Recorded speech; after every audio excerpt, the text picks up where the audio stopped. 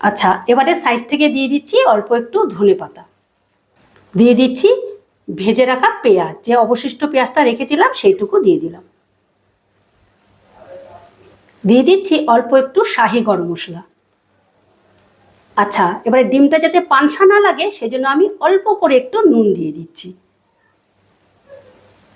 দিয়ে দিচ্ছি অল্প করে গোলমরিচের গুঁড়ো, এবারে দিয়ে দিলাম অল্প একটু লেবুর রস।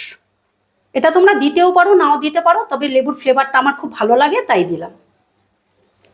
আর শেষে দিয়ে দিচ্ছি 1 চামচ বাটার, বাটারটাই মধ্যেখানে বসিয়ে দিলাম। প্রথমে আমি ঘি দিয়ে ফোড়ন দিয়েছি, আর এবারে আমি বাটারটা দিয়েছি। তোমরা অবশ্যই একটু বাটার দেওয়ার চেষ্টা করো, তাহলে ডিমের সাথে বাটারের ফ্লেভারটা কিন্তু দারুণ আসবে। দেখো, আমি গ্যাসের ওপর একটা চাটু বসিয়ে দিয়েছি, আর তার ওপরে কিন্তু আমি প্যানটা বসাচ্ছি।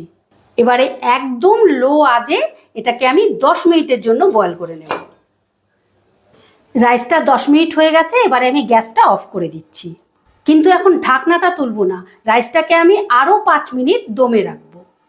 দেখো, 5 মিনিট বাদে ঢাকাটা তুলে তোমাদের দেখাচ্ছি যে রাইসটা কিরকম হয়েছে। দেখো, বাটার আর ডিমটা গলে একেবারে একাকার হয়ে গেছে, দারুণ একটা ফ্লেভার এসছে। এই দেখো,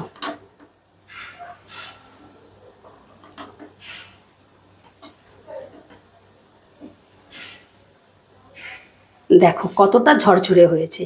তবে এখন যেটুকু ভেজা ভেজা দেখছো, যখন ঠান্ডা হবে না তখন একদম ঝরঝরে হয়ে যাবে।